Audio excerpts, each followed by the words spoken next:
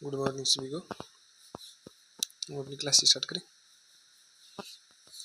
राजस्थान का इतिहास जब भी पढ़े हम इसको 3 भागों में डिवाइड करते हैं। हम कौन से 3 भाग? प्राचीन काल, मध्यकालीन, आधुनिक काल। प्राचीन काल में हम सभ्यताओं के बारे में पढ़ते हैं। मध्यकालीन में हम राजस्थान के इतिहास में जो दिल्ली सल्तनत के समकालीन राजा थे उनका इतिहास पढ़ते हैं।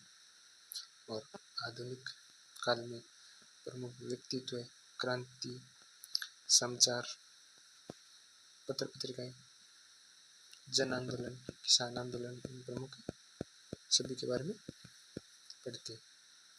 हम आज मध्यकालीन में स्टार्ट करेंगे। मध्यकालीन में भी मेवाड़, हेडिंग डालिए मेवाड़ का इतिहास। मेवाड़ जो आज मध्य प्रदेश चित्तौड़गढ़ का क्षेत्र है उसका प्राचीन नाम है मेवाड़ का रहते हैं। मेवाड़ के नाम से जाना जाता है। मेवाड़ के भी 3 उपनाम है। प्रथम नाम शिवी जनपद, मेदपाट, प्रागवाट। क्या क्या नाम है दिन? शिवी जनपद, मेदपाट, प्रागवाट। अब एक एक नाम की चर्चा कर लेते हैं। शिवी जनपद, कहते हैं कि शिवी जनजाति एक शिवी नाम की जनजाति रहा करती थी।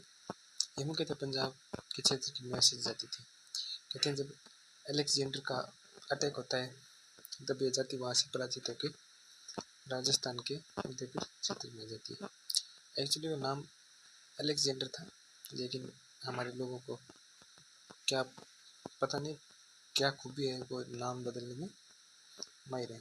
उसको अलेक्जेंडर खुद को भी पता नहीं हुआ कि उनका नाम भारत में सिकंदर के नाम से जाना जाता है, लेकिन हम सिकंदर के नाम से जानते हैं, इसलिए आप सिकंदर लिख लीजिए कि वहाँ पे सिकंदर का अटैक होता है और वो जनजाति उदयपुर की तरफ आती है और उदयपुर में यहाँ निवास करने लगती है। इस जाति के आधार पे इसका नाम शिवी जनपद हो गया।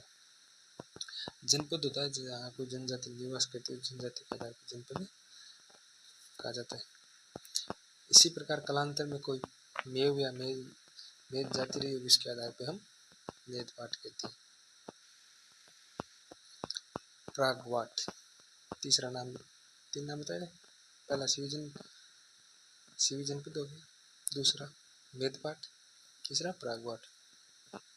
वाट पठार या पर्वत के क्षेत्र को हम इस प्रकार प्रागवाट कहने लगे। और इसकी एक इंटरेस्ट कहानी भी है कि मध्य प्रदेश के में एक क्षेत्र पड़ता है जबलपुर में एक जगह है बेड़ा घाट, याद रखना आपको बेड़ा घाट। वहाँ पे एक शिलालेख मिलता है। उस शिलालेख में लिखा जाता है मध्य प्रदेश की एक रानी है, वो रानी शिलालेख लिखवाती है कि मैं इस फलाणजी राजा की रानी इस मंदिर का निर्माण करवा रही हूँ और इस मंदिर के निर्माण में ये प्रशस्ति लगवाई जा रही है। तब उस प्रशस्ति में लिखा जाता है कि मैं प्रागवाट की राजकुमारी हूँ। अगर वो प्रागवाट की राजकुमारी तो वो अपने पूर्वजों का नाम लिखाती है, और जो पूर्वजों का नाम लिखाती है वो राजा महाराजाओं का नाम मेवाड़ से संबंधित होता है। इसका कारण इसको प्रागवाट कहा जाता है। ये तीनों नाम याद होगी, शिवी जनपद, मेदपाट, प्रागवाट। हम इतिहास को इसी प्रकार से याद करेंगे कि हमें दूसरे नहीं पढ़ना पड़े। एक बार जो चीज़ें याद होगी, इतिहास एक वो स्टोरी है जिनको हम जोड़ते चलते हैं, बूंदते चलते हैं, तो इतिहास बन जाता है। इतिहास कोई अलग से सब्जेक्ट नहीं है, वो ही हमारी घटनाएं हैं जो अतीत बीत गया। इसमें भी 2 शब्द आते हैं, इतिहास और अतीत। इतिहास वो है जो घटनाएं पीछे बीत गई और जिनके लिखित साक्ष्य हमें प्राप्त होते हैं वो इतिहास कहलाता है। और अतीत वह होता है जो पीछे बीत गया लेकिन हमें उसकी कोई साक्ष्य प्राप्त नहीं होती, इसके लिए उसको इतिहास कहा जाता है। अतीत कहा जाता है, उसको इतिहास। ये 2 मुख्यतः बताएं, आपको याद रखनी है। कहा जाता है कि मेवाड़ की कुल 24 शाखाएं थी। मुनोत नैनसी के अनुसार इस गोयल राजवंश की 24 शाखाएं थी। मेवाड़ पे जिस राजवंश ने शासन किया था वो राजवंश गोहिल राजवंश और गोहिल राजवंश की मुख्यतः 24 शाखाएं मानी जाती है। उस 24 शाखाओं में आप लिखो, सबसे पहले मेवाड़, 2 नंबर पर डूंगरपुर, 3 नंबर पर बांसवाड़ा, 4 नंबर पर प्रतापगढ़ और 5 नंबर पर शाहपुरा। इन पांचों को याद रखना है। कौन कौन सी होगी? मेवाड़,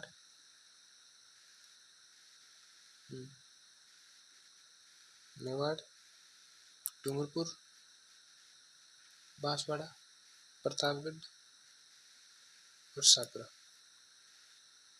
एक एक को याद करना है।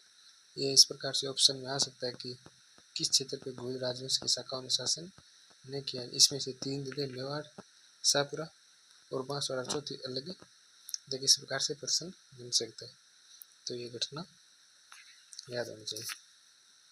अब हेडिंग डालो मेवाड़। मेवाड़ अपने आप को सूर्यवंशी मानते थे। कहते हैं भगवान सूर्य के वंशज हैं, सूर्य भगवान के वंशज हैं हमारा कुल देवता। वो एक घटना है जो भगवान राम थे वो सूर्यवंशी थे, कि हम सूर्य के वंश से संबंध रखते हैं। क्योंकि तो वो 2 प्रकार के थे, सूर्यवंशी या चंद्रवंशी। लोगों ने वो जोड़ लिया अपने नाम के साथ कि हम सूर्यवंशी हैं, हम चंद्रवंशी हैं। मैं तो कहता हूँ ये भी होना चाहिए कि हम धरती वंशी हैं, धरती पर रहते तो। लेकिन वो अलग अलग घटना है। वो एक नेताजी आते हैं, नेताजी आके वो पीछे 15-20 लोग रहते हैं, वो नारा लगाते हैं कि जब तक चांद सूरज रहेगा इस नेता का नाम रहेगा। मैं तो कहता हूँ अरे इस प्रकार भी होना चाहिए कि जब तक जल हवा रहेगी इस नेता का नाम रहेगा। क्या गलत है? नारे लगाने पर नहीं लगाते। पर आपको भी इस तरह याद रखना कि गोहिल वंश सूर्यवंशी मानते थे खुद को। अब हेडिंग डालो गोहिलों की उत्पत्ति। अब एक बात को समझो आप कि अगर इतिहास कोई एक व्यक्ति लिखता तो वो घटनाएं सत्य होती थी।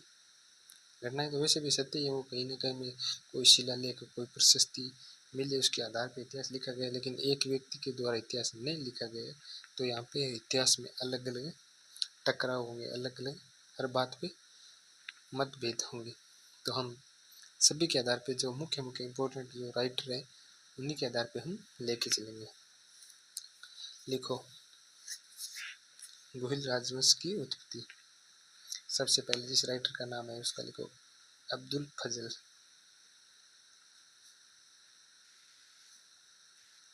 अब्दुल फजल कहते हैं कि गोहिल ईरान के नौशेखा आदिल के वंशज हैं।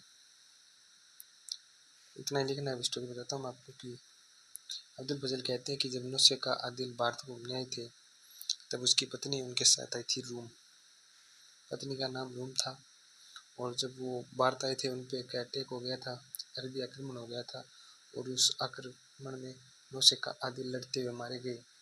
जब वो मारे गए थे उस समय उनकी पत्नी रूम गर्भवती थी, तो वो भारत में रह जाती है और उनके वंशज होते हैं जो गोहिल वंश कहलाती है। अब आते हैं हमारे गोपीनाथ शर्मा। गोपीनाथ शर्मा कहते हैं कि आनंदपुर बड़नगर के ब्राह्मण हैं। लिख लीजिए इस घटना को। 3 नंबर आते हैं D.R. भंडाकर। ये कहते हैं कि गोहिल ब्राह्मणों के वंशज हैं, इनकी उत्पत्ति ब्राह्मणों से मानी जाती है। अब जो व्यक्ति आता है जो इतिहास का प्रमुख हिस्सा रखता है और 90% हम इसी राइटर के आधार पर आगे का इतिहास मानेंगे कि कर्नल जेम्स टोड ने जो इतिहास लिखा था उनके तथ्य 90% मिलते हैं। अब आप हेडिंग डालो Colonel James Tod. Colonel James Tod को राजस्थान के इतिहास का जनक कहा जाता है, father of Rajasthan history. Colonel James Tod 1782 में लिविंगस्टन इंग्लैंड शहर में जन्मे थे और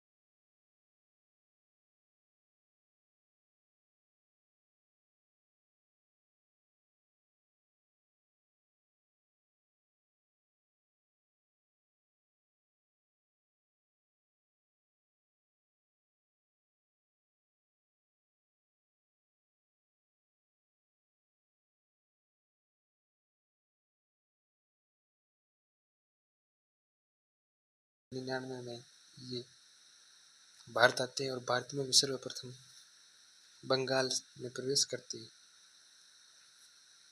और 1806 के अंदर मांडल भीलवाड़ा राजस्थान में आते हैं और 1813 में कर्नल नाम की उपाधि धारण करते हैं। कर्नल ये कोई उनका नाम नहीं है, ये एक उपाधि जो फौज में दी जाती थी। इसको 2013 में कर्नल जेम्स टोड को कर्नल उपाधि धारण की थी। 1718 में ये पॉलिटिकल एजेंट बनते हैं और जब ये राजस्थान का इतिहास लिख रहे थे तो ये घोड़े पे बैठ के एक स्थान से दूसरे स्थान पे आना जाना करते थे। फिर के जो घटनाएं उनको मिलती थी वो गांव उन्होंने बकायदा अनाउंस करवा रखा था कि जो भी पुरानी पत्थर कोई शिलालेख या कोई प्रशस्ति मिले तो हमें इन्फॉर्म करिए, हम आएंगे। और आके वो वहाँ से कलेक्ट करते थे। इस आधार पर उन घटनाओं के आधार पर ये इतिहास लिखा करते थे। कहते हैं कि 1822 में इनको वापस इंग्लैंड भेज दिया जाता है और जाते समय ये मान मौर्य का शिलालेख ले जाते हैं और समुद्र में तूफान आने के कारण वो शिलालेख वहीं पे फेंक देते हैं समुद्र के अंदर और 1835 में कर्नल जेम्स टोड की मृत्यु हो जाती है। ये तो है कर्नल जेम्स टोड से संबंधित इतिहास। अब इसमें एक हेडिंग डाल के आप नाम लिखो कि घोड़े वाला बाबा। प्रश्न बन सकता है कि घोड़े वाला बाबा से संबंधित है।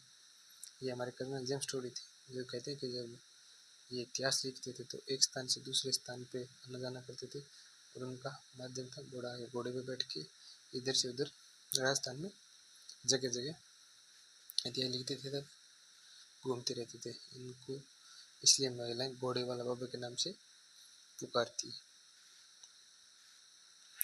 इसके अंदर आप दूसरा प्रश्न लिखो नरहट शक्कर वाले बाबा। शक्कर वाले बाबा कहा जाता है नरहट पीर को, जो हमारे चिड़ावा झुंझुनू से संबंधित है। और इसके अंदर हेडिंग डाल के लिख लो तीसरा जोहड़ वाले बाबा। जोहड़ वाला बाबा राजेंद्र सिंह को कहा जाता है। ये तो गया कर्नल जेम्स टोड के बारे में जानकारी। अब कर्नल जेम्स टोड क्या कहते हैं गोलों के बारे में। अब यहाँ से ये लिखना स्टार्ट करो। लिखना नहीं, एक बार आराम से सुन लो कि गोहिल सूर्यवंशी थे। अयोध्या के बाद एक राजा था दशरथ जो अपने आप को सूर्यवंशी कहते थे। उनके पुत्र व श्री राम, और श्री राम के दो पुत्र होते लव और कुश। कहते हैं लव और कुश के 108वां वंशज हुआ था, उसका नाम था विजय सिंह भूप। 108वां वंशज, और उनका 8वां वंशज माना जाता है शिलादित्य। और शिलादित्य कहते हैं कि शिलादित्य की मम्मी का नाम था सौभाग्य देवी और सौभाग्य देवी देवदत्त की पुत्री थी और उनके पति का नाम था कुरु। कहते हैं कि सौभाग्य देवी एक ऋषि मुनि की तपस्या करती थी और ऋषि मुनि की तपस्या तो सभी करते हैं जो राजा होते हैं, उनको ऋषि मुनि की तपस्या करनी पड़ती है क्योंकि उनको पता होता है कि जनसंख्या उन्हीं के पीछे आती है।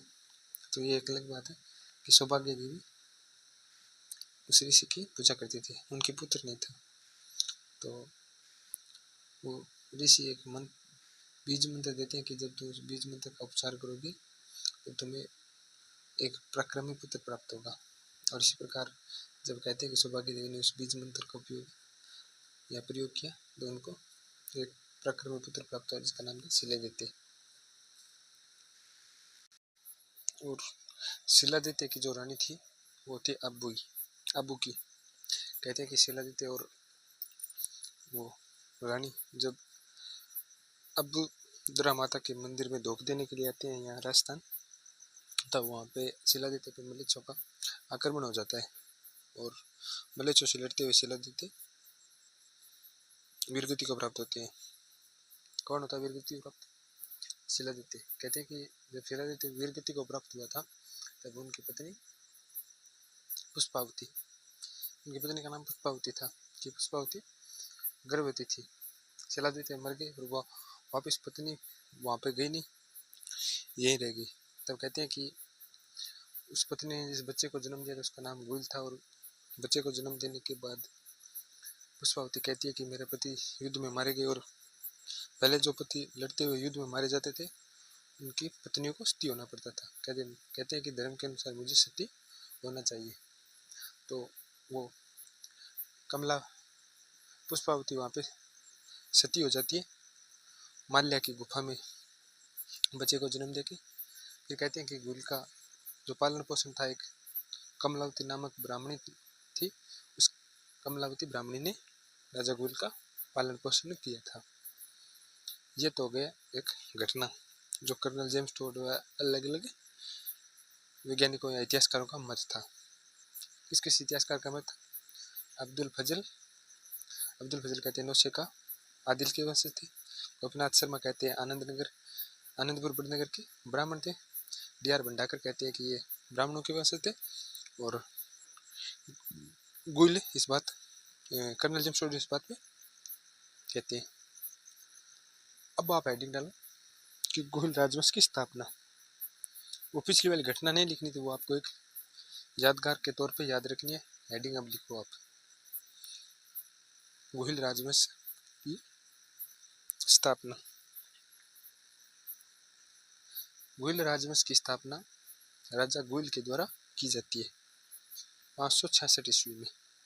एक बार इतना लिख लो कि गुहिल राजवंश की स्थापना राजा गुहिल ने 566 ईस्वी में की थी।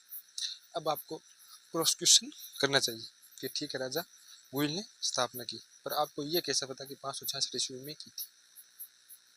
प्रश्न तो सही है। उस टाइम आपको कैसे पता कि सर आप 566 ईस्वी में की थी? बिल्कुल सही बात है, प्रश्न होना भी नहीं चाहिए, होना भी चाहिए। अब हमें बताती है सामोली का अभिलेख 646। हेडिंग डाल के छोड़ दो, सामोली अभिलेख 646। ये सामोली अभिलेख किसके बारे में जानकारी देता है? अब सुनो शांति से। हमारे सिरोही में कुछ व्यापारी लायक बसंतगढ़ एक जगह पड़ती है सिरोही के अंदर, और बसंतगढ़ में कुछ व्यापारी थे जो वो व्यापार करते थे, और उनको हो जाता है व्यापार में घाटा। जब उनको घाटा होता है तो वो व्यापारी यहाँ से प्रस्थान करते हैं।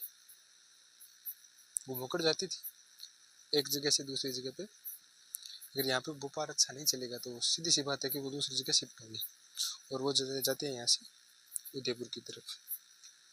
उदयपुर आज उदयपुर है, लेकिन उस समय भोमट के नाम से भोमट में चले जाते हैं।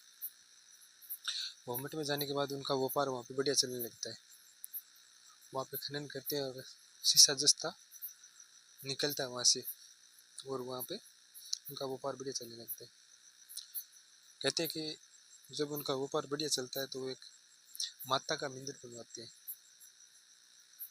सीधी सी बात है कि जब आदमी को पिस आ जाए तो आदमी कुछ न कुछ कर्तव्य करे, और सीधी बात है वो व्यापार बढ़िया चले तो कुछ न कुछ तो वो करेंगे। वहाँ पे वो बनाते हैं जावर माता का मंदिर, और जावर माता का मंदिर बनवाते हैं। तब वहाँ पे एक प्रशस्ति लगाते हैं, और प्रशस्ति पर वो जानकारी लिखवाते हैं कि हम ऐसे ऐसे व्यापारी हैं, हम यहाँ से आए हैं, और हम एक मंदिर बना रहे हैं जावर माता का। और जिस समय जावर माता का मंदिर बनवा रहे हैं इस टाइम यहाँ मेवाड़ का राजा शिलादित्य 646 ईस्वी में। अब यहाँ पे जावर माता का मंदिर है, और यहाँ पे हम खनन का कार्य करते हैं। अब शिलादित्य किन के पुत्र थे? नाग किन के पुत्र थे? महेंद्र किन के पुत्र थे? भोज के, और भोज किन के पुत्र थे? गुल के। लिख लीजिए इनको चारों को, भोज, गुल, भोज, महेंद्र, नाग और शिलादित्य 646 ईस्वी में। कहते हैं कि इतिहास में एक राजा का कार्यकाल लगभग औसतन 20 साल का माना गया है। इतनी होया करते थे राजाओं के आयु की युद्ध में मर मार जाते थे और काम आ जाते थे, तो औसतन आयु 20 साल मानी गई है। हाँ वो एक अलग बात है, किसी राजा ने 50 साल शासन कर लिया तो अगले ने उसके 5 महीने शासन किया, उसके 2 महीने शासन करिए, वो एक अलग बात है, वो टॉपिक नहीं है। पर जब इन सभी का औसत निकाला जाता है तो औसतन आयु इनकी 20 साल होती है। अब उल्टे चलो, आप 646 में से 20 साल घटाओ, 626 तक नाग था, 626 में से 20 घटाओ तो 606 तक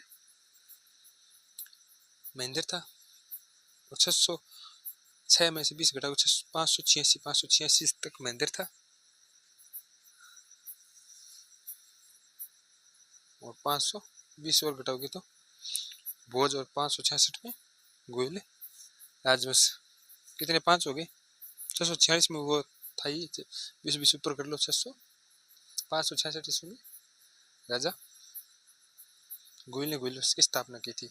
आज के बाद अगर आपको कोई प्रश्न पूछे कि आपको कैसे पता कि राजा गोयल ने 566 ईस्वी में गोयल राजवंश की स्थापना की थी, तब कहना भाई साहब माने एक अभिलेख मिला है, सामूहिक अभिलेख, जिसके अंदर ये घटनाएं लिखी हुई है कि कुछ व्यापारी जावर माता का मंदिर बनवाते हैं, उस समय का राजा मेवाड़ का शिलादित्य है।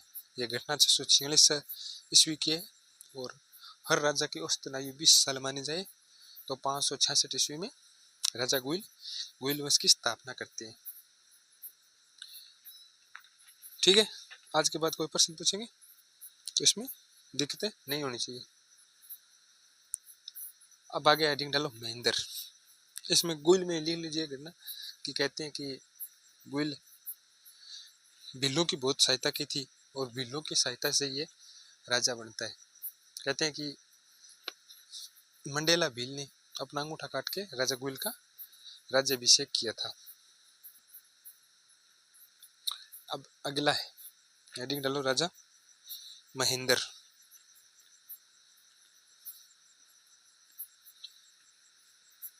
महेंद्र में हमें ज्यादा कुछ नहीं पढ़ना है, महेंद्र में वो घटनाएं याद रखनी है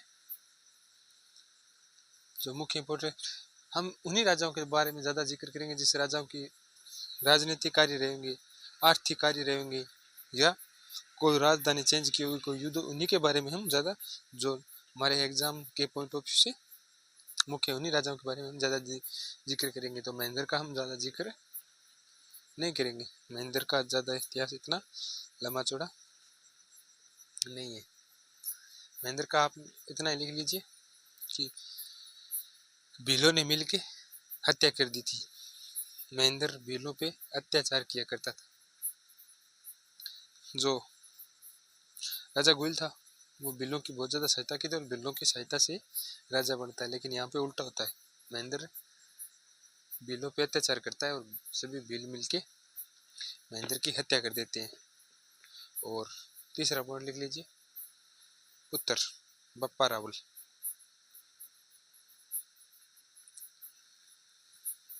इतना लिख के छोड़ दीजिए। अब आगे हेडिंग डालिए बप्पा रावल।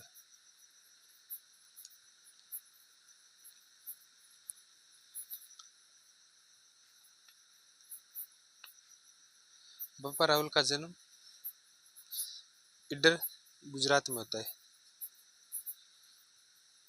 बप्पा रावल महेंद्र सेकंड के पुत्र थे। इनका कार्यकाल लिख लीजिए, कार्यकाल 734 से 753 ईसा। अब एक बार छोड़ दीजिए,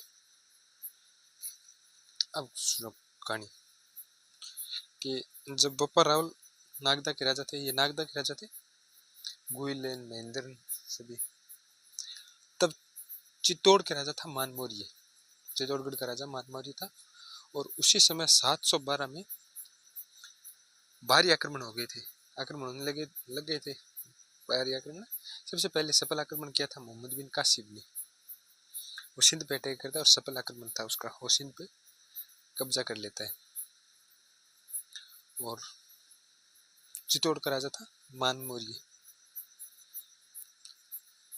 और मान मौर्य का जो बप्पा रावल है वो भांजा था।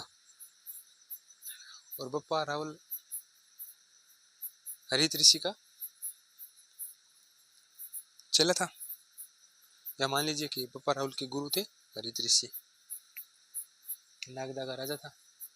तो हरित ऋषि अपने अंतिम समय में थे, तो कहते हैं कि बप्पा रावल को बुलाया, बोले मांग बेटा क्या चाहिए तुझे को।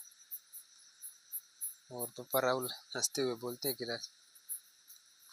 गुरु जी की ढंगा जुगाड़ कर दीजिए, इस छोटी सी जगह में क्या होता है जिंदगी गुजारा। तब बप्पा रावल कहते हैं था हरित ऋषि कहते हैं था तू चित्तौड़ का राजा बनेगा। पहले ऐसे तो बोलते थे कि कोई, आपने रामायण महाभारत देखी होगी तो वहाँ पे कोई चला आशीर्वाद लेने जाता है कि तथास्तु, मतलब तेरी इच्छा पूरी हो। और बप्पा रावल मन ही मन से बोले गुरुजी क्यों मजाक करते हो, मान मौर्य बैठा है वहां पे चित्तौड़ का राजा बनेगा, शक्तिशाली राजा था। और हरित ऋषि तो मृत्यु को प्राप्त हो जाते हैं। कुछ समय बाद मान मौर्य के मंत्रियों और सैनिकों ने सोचा कि अगर भारी आक्रमण उस टाइम होने लगे थे, तो बोले अगर आज मोहम्मद बिन कासिम सिंध पे आक्रमण करता है और सिंध वहां से नजदीक पड़ता है, तब बोले अगर भारी ताकतों का आक्रमण होने लगा तो मान मौर्य तो संभाल नहीं पाएगा चित्तौड़ को। तो वो मंत्रियों ने डिसाइड करते हैं, सारे बैठे थे एक साथ और कहते हैं कि बप्पा रावल को मैसेज भेजते हैं कि बप्पा रावल तू तेरे इस मामा को सल्टा और चित्तौड़ का राजा बन जा। अगर भारी आक्रांतों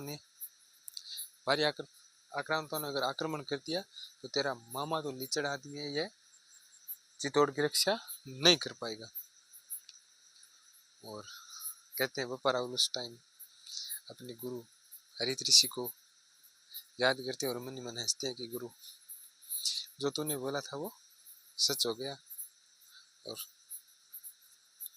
ऐसा ही करते हैं कि बप्पा रावल 734 ईस्वी में मान मौर्य पे अटैक कर देते हैं और सफल अटैक करते हैं। उसमें बप्पा रावल की विजय होती है। और अगर कोई भूल राजाओं में सबसे ताकतवर व शक्तिशाली राजा था तो वो बप्पा रावल ही थे। बप्पा रावल ने 734 ईस्वी में मान मौर्य को हरा के चित्तौड़ जैसे बड़े राज्य पे विजय प्राप्त की थी। अब हेडिंग लिखो, बप्पा रावल ने 734 ईस्वी में चित्तौड़ के राजा मान मौर्य को हरा के चित्तौड़ पर विजय प्राप्त करता है। इनका वास्तविक नाम कालभोज। अगर इनका वास्तविक नाम कालभोज है तो आप आधे घंटे से क्या बप्पा रावल लगा रखा है। बप्पा रावल कोई नाम नहीं है, बप्पा रावल उपाधि है। जो मेवाड़ का राजा बनता था उसको रावल कहते थे कि ये रावल है। और बप्पा नाम इनके साथ इस तरह जुड़ गया कि मेवाड़ गुजरात के पास में पड़ता है और गुजरात के लोग को जो आदरणीय व्यक्ति होता है उनको बप्पा कहते हैं। बाप जी, आपने सुना होगा कई जगहों पे बाप जी करते हैं कि ये तो बाप जी समान है, ये तो हमारे बाप जी के समान है। तो वो वहां से बाप जी करते हुए बप्पा नाम पड़ गया। आपने सुना होगा महात्मा गांधी बापू, आज भी हम कहते हैं कि बापू। तो गुजरात का होने के कारण इनको हम बापू बापू कहने लगे। तो इनका नाम नहीं था बप्पा, ये लोगों ने इनको एक सम्मानित व्यक्ति होने के कारण उनको बप्पा बप्पा करने लगे और आज उनका नाम बप्पा रावल हो गया। रावल जो मेवाड़ का राजा बनता था वो अपने नाम के आगे रावल लगाता था, तो ये यहाँ से हो गया बप्पा रावल। लेकिन इनका वास्तविक नाम कालभोज है, लिख लीजिए। वास्तविक नाम कालभोज।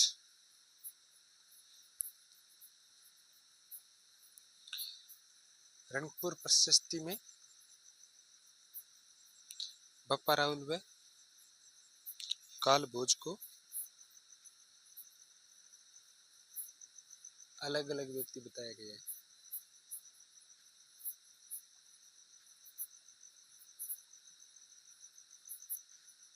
ये तो लिखने वाली बात नहीं है, वैसे बता देता हूँ कि कहते हैं कि बप्पा राहुल की 100 पुतलियां थी।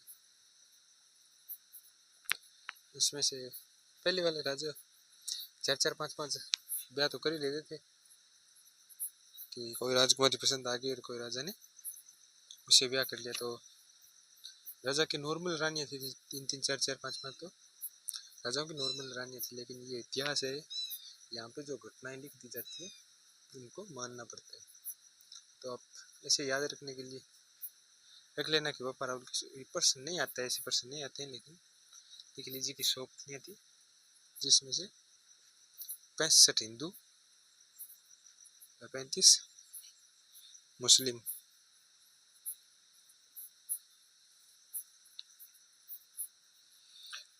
अब बप्पा राहुल बन गया मेवाड़ के राजा।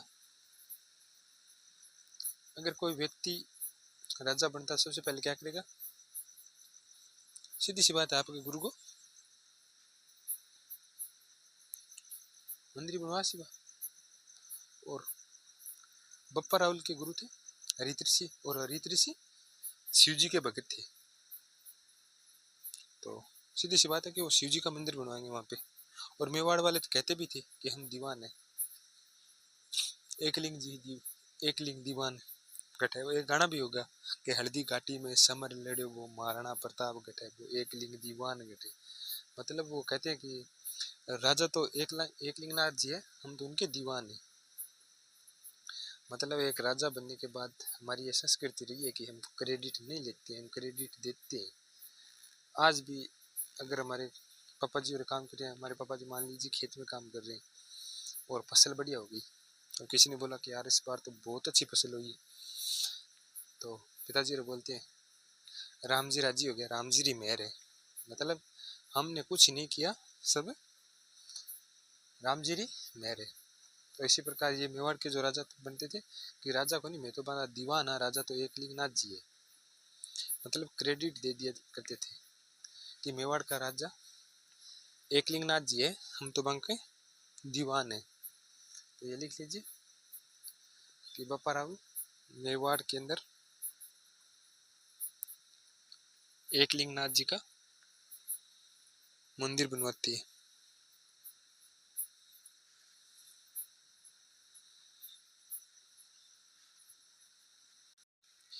ये एक लिंगनाथ जी का मंदिर कैलाशपुरी उदयपुर में स्थित है। अब बप्पा राहुल एक शक्तिशाली राजा था, और कहते हैं जिस शक्तिशाली राजा होते हैं वो सोने के सिक्के चलाते, अपने नाम के सिक्के तो चलाएंगे। इससे पहले जितने भी मेवाड़ के राजा हुए हैं, भील राजवंश के जितने भी राजा हैं, उनके हमें सोने के सिक्के प्राप्त नहीं होते।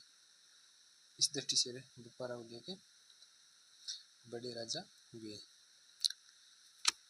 और इससे पहले जो राजा बने थे उनके चांदी के सिक्के, पीतल के सिक्के वो मिल जाएंगे, वो एक अलग बात है, लेकिन इनके सोने के सिक्के नहीं मिलते।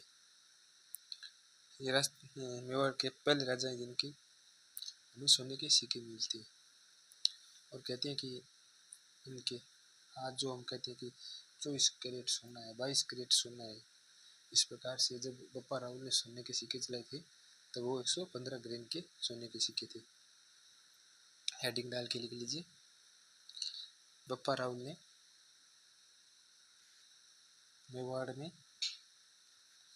115 ग्राम ग्रेन 115 ग्रेन के सोने के सिक्के चलाए थे।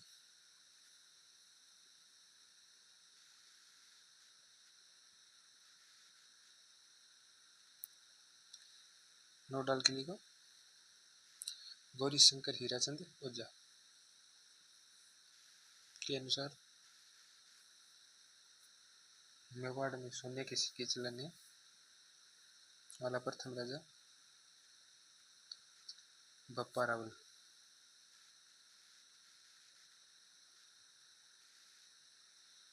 अब बप्पा रावल को जिस कार्य के लिए राजा बनाया गया था कि बारी आक्रांतों के आक्रमण हो रहे थे, तब कहते हैं बप्पा रावल की टीम, बप्पा रावल ने अपने आसपास के सभी राजाओं को एकत्रित किया, एकत्रित करके उनको घटनाएं समझाई कि जिस प्रकार से हमें अटैक हो रहे हैं, हमें अपने क्षेत्र की रक्षा करनी चाहिए, हमें एक दूसरे का मिलकर सहयोग करना चाहिए। तो लीडरशिप बप्पा रावल ने की थी और उनका साथ सभी राजाओं ने, जितने भी क्षेत्र के राजा थे, आपको सो साथ दे देंगे जब आप एक साथी आपका आग्रह करता है। तो कहते हैं कि बप्पा रावल ने सभी को एकत्रित करके एक साथ लेकर अरबी आक्रमण मुसलमानों के मुस्लिम थे तो उन्होंने आक्रमण किया था, उनके पीछे पराजित करते हुए गजनी तक चले जाती है। और गजनी में वहाँ से सलीम नाम का एक राजा था, वहाँ से उस राजा सलीम को उठा के अपने भतीजों को वहाँ का राजा बनाते हैं। ये लिख लीजिए, मलेच्छों को पराजित करते हुए गजनी तक, मलेच्छों को पराजित करते हुए बप्पा रावल गजनी तक पहुँच जाते हैं।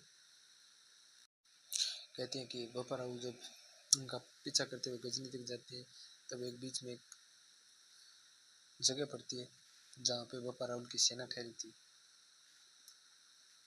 रावलपिंडी।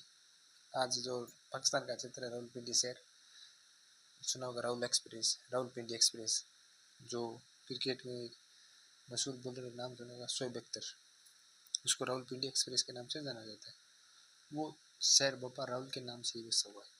क्यों कहते हैं कि जब बप्पा रावल उनका पीछा करते हुए गजनी तक जाते हैं, तब उनकी सेना एक कैंप लगाती है वहाँ पे, और उस कैंप में पिंड, पंजाब के क्षेत्र में पिंड बोला जाता है कि पिंड, जब वो ठहरती थी वो पिंड से पिंडी हो गया और बप्पा रावल रावल रावलपिंडी, तो उनके नाम से एक शहर बस गया और ये शहर हो गया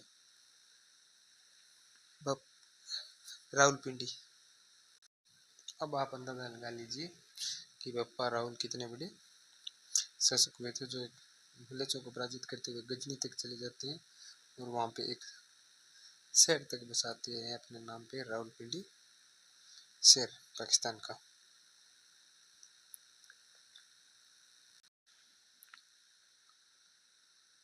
अगला टॉपिक लिख ली, मृत्यु। 810 में बप्पा रावल की मृत्यु हो जाती है 97 वर्ष की उम्र में। 712 में जन्मे थे और 810 में बप्पा रावल की मृत्यु हो जाती है। समाधि स्थल कैलाशपुरी, इनकी छतरी कैलाशपुरी में बनी हुई है, कैलाशपुरी उदयपुर के अंदर। अब हमने जो भी जितना भी पढ़ा है, एक बार हम उसका रिवीजन कर लेते हैं फटाफट, ताकि जो चीज़ें आपने पढ़ी है वो चीज़ें आपको याद भी रहनी चाहिए। अगर ऐसे पढ़ने से कोई फ़ायदा नहीं है, आपने 2 की स्पीड या 1.5 की स्पीड से वीडियो देख लिया और वापस उसका रिवीजन नहीं किया, तो ये घटनाएँ, ये चीज़ें याद नहीं होगी। इतिहास इसी प्रकार से याद होता है कि आप उन चीज़ों को बार बार पीछे बोलते रहो, इस प्रकार इतिहास याद हो जाता है। अगर आप मेरे साथ बार बार इसको रिपीट करोगे तो आपको किताब भी खोल के नहीं देखनी, ये घटनाएं सारी आपको याद हो जाएगी। सबसे पहले मेवाड़ के क्षेत्र के 3 उपनाम, सीवी जनपद, मेदपाट, प्रागवाट। कौन कौन से 3 नाम है?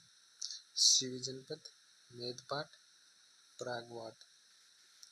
गोइलों की कितनी शाखाएं चलती? 24 शाखाएं। कौन कौन सी?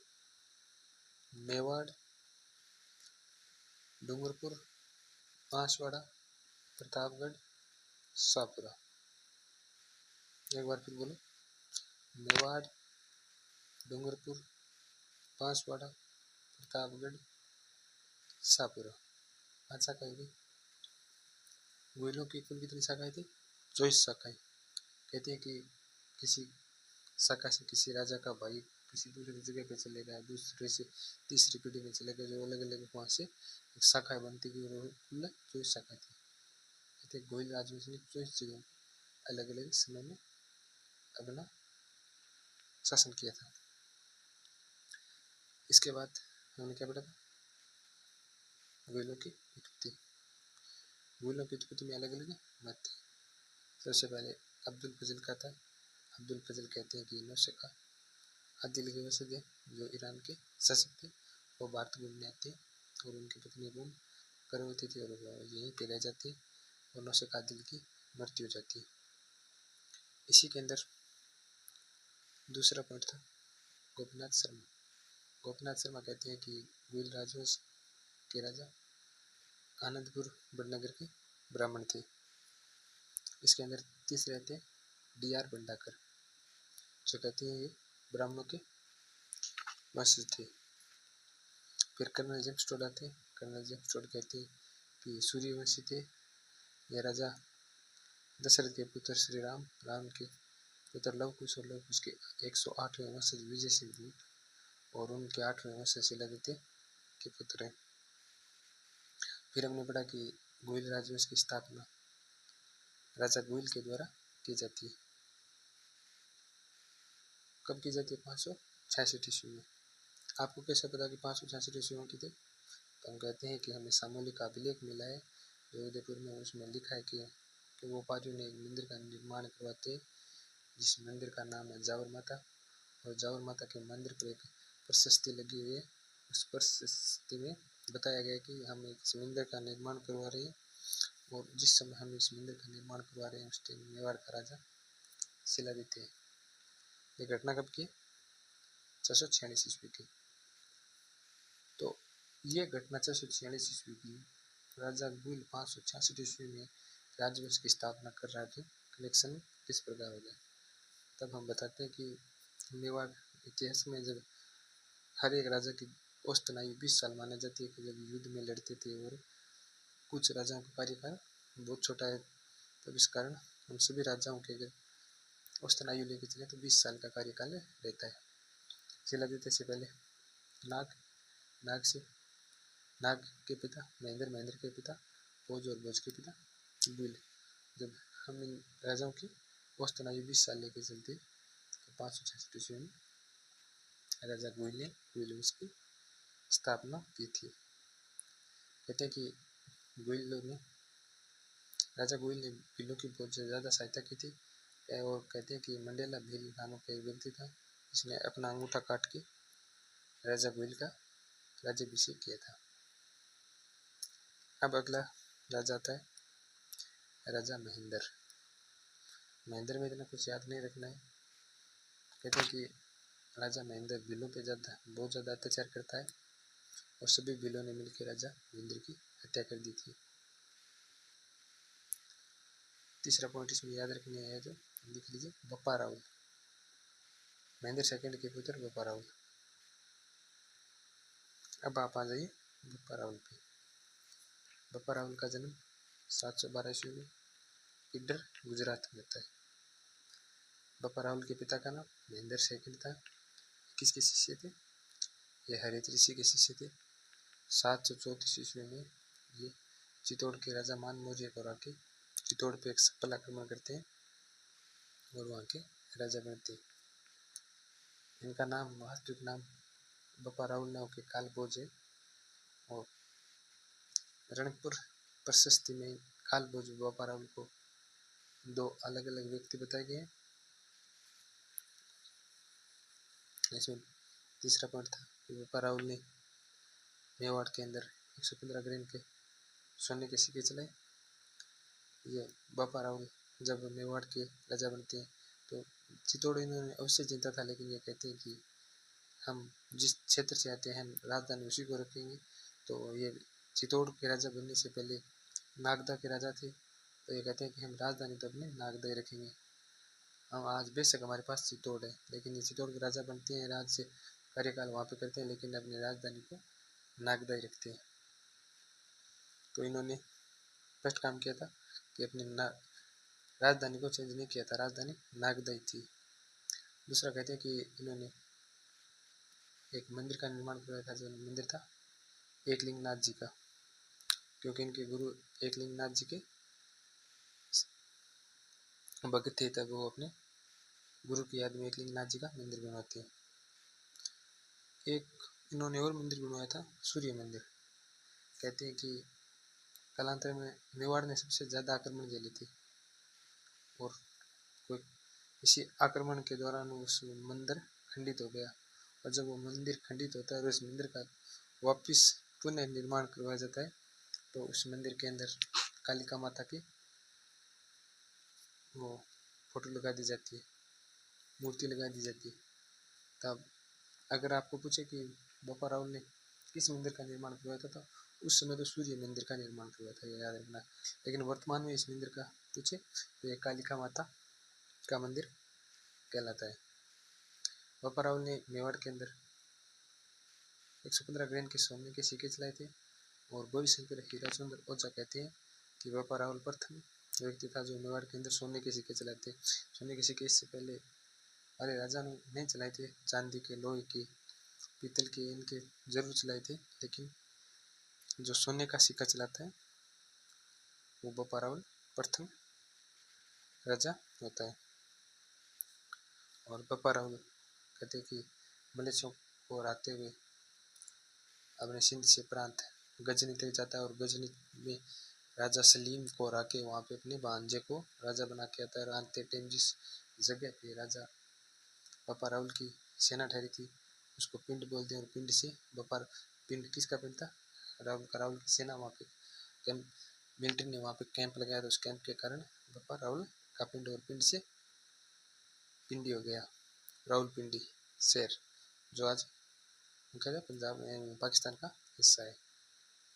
ये याद रहेगी। और कहते हैं कि बापा राहुल की 810 ईस्वी में मृत्यु हो जाती है 97 वर्ष की आयु में।